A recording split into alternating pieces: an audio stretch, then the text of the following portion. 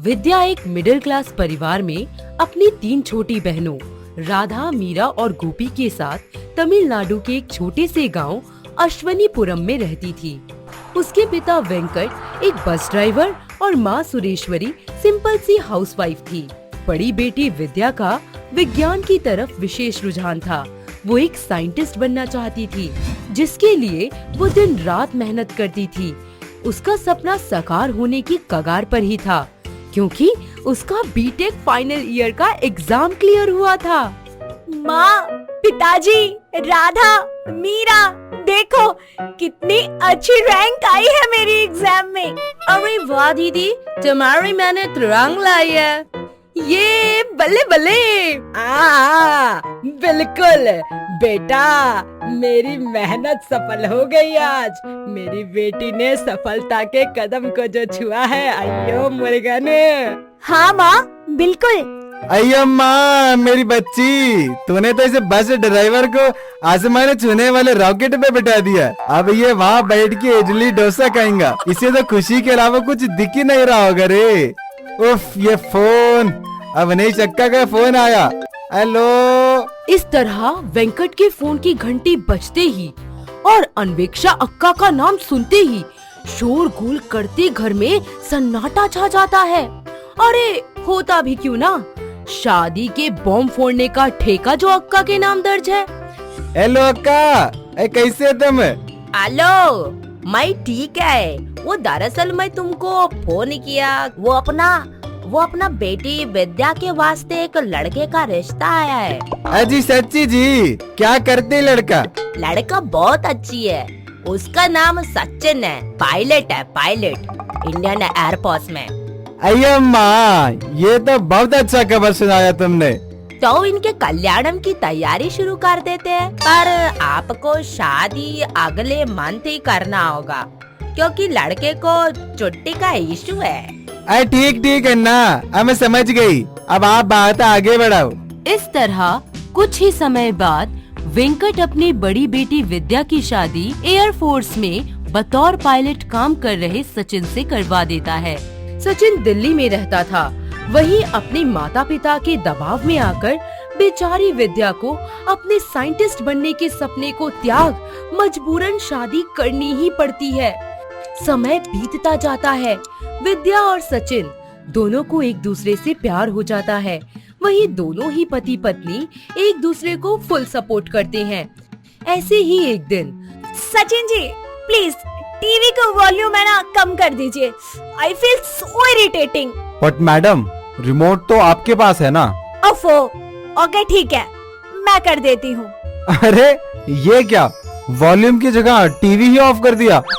कमाल है भाई। डोंट इरिटेट मी।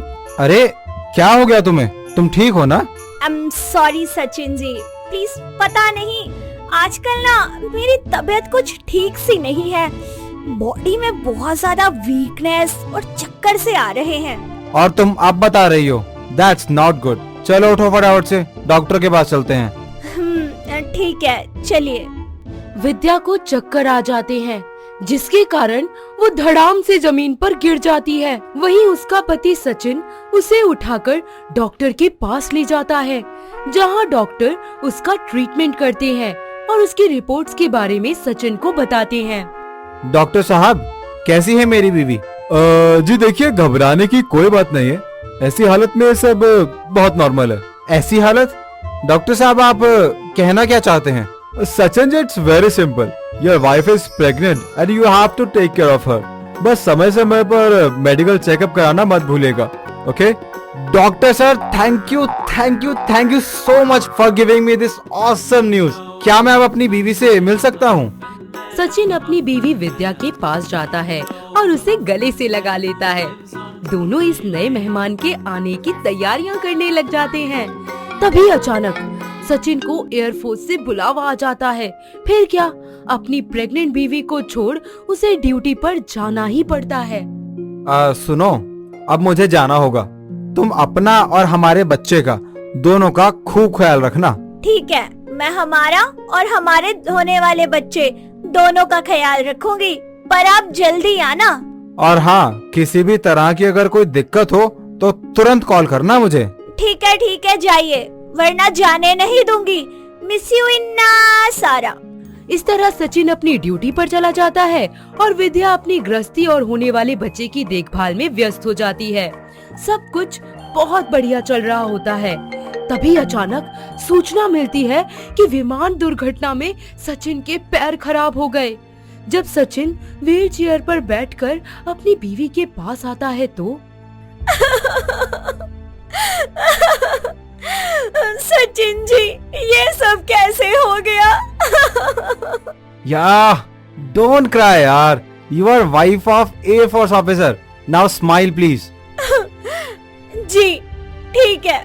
अपने पति का ऐसा हाल देख विद्या को बहुत बुरा लगता है। तभी एक दिन उसके पेट में बहुत तेज दर्द उठता है। सचिन डॉक्टर को फोन मिलाता है। डॉक्टर उनके घर आते हैं और विद्या का चेकअप करते हैं।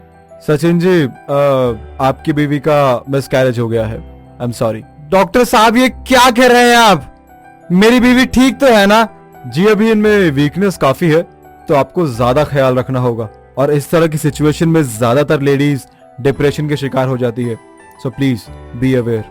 अपनी बीवी विद्या को मिसकैरेज के कारण डिप्रेशन में जाते देख सचिन को बहुत बुरा लगता है। वो उसे किसी भी तरह इस डिप्रेशन के चंगुल से निकालने के लिए अथक प्रयास करता है। और फिर क्या, वो एक दिन विद्या के घर फोन मिलाता है। सासू माँ प्रणाम। खुश रहो बेटा, विद्या कैसा है? जी वो ठीक है, पर आप बताइए वहाँ सब कैसे हैं? यहाँ सब बढ़िया, बहुत बढ़िया। तुम सुनाओ। हाँ जी, बस आप ये बताइए कि विद्या को सबसे ज्यादा क्या पसंद है? अयो मोरे गने, उसको कॉपी किताब बहुत शौक था। बचपन में साइंटिस्ट बनना चाहता था वो, पर शादी कार इन सब के कारण उसका सपना टूट गया बीच में। ठीक है माँ जी, अब मैं फोन रखता हूँ, बाद में फोन करूँगा। सचिन अपनी बीवी को डिप्रेशन से निकालने के लिए जी तोड़ मेहनत करता है। अपने पति के सपोर्ट व खुद की मेहनत और लगन से विद्या इसरो की एक काबिल साइंटिस्ट बन जाती है। कॉन्ग्रेचुलेशंस साइंटिस्ट साहिबा, अब तो खुश है ना आप? सब आपकी ही मेहनत है। दिल से शुक्रिया है आपको, मेरे सपनों की उड़ान को पंख देने के लिए। या यू डिजर्व्ड इट। मैंने तो सिर्फ अपने प्यार को सपोर्ट किया है, जो मेरा फर्ज था। आखिर जीवन संगिनी हो तुम मेरी। इस तरह साइंटिस्ट विद्या अपने काम में मग्न रहती। पूरे इसरो डिपार्टमेंट में सब उसके काम की प्रशंसा करते और बहुत सम्मान करते। वहीं विद्या अपने प्रोफेशन और घर दोनों में बैलेंस बनाकर जीना शुरू कर देती है। कुछ ही समय बाद पता चलता है कि वो दोबारा प्रेग्नेंट हो गई है, जिसके कारण उनके घर में फिर से खुशियों की लहर दौड़ जाती है। पर फिर भी वो लेबोरेटरी जाना बंद नहीं करती। कुछ ही महीनों बाद हमारी प्यारी साइंटिस्ट बहू विद्या जुड़वा बच्चों को जन्म देती है, जिन्हें पाकर विद्या और सचिन की इनकम्प्लीट सी फैमिली कंप्लीट हो जाती है और दोनों खुशी खुशी रहने लगते हैं।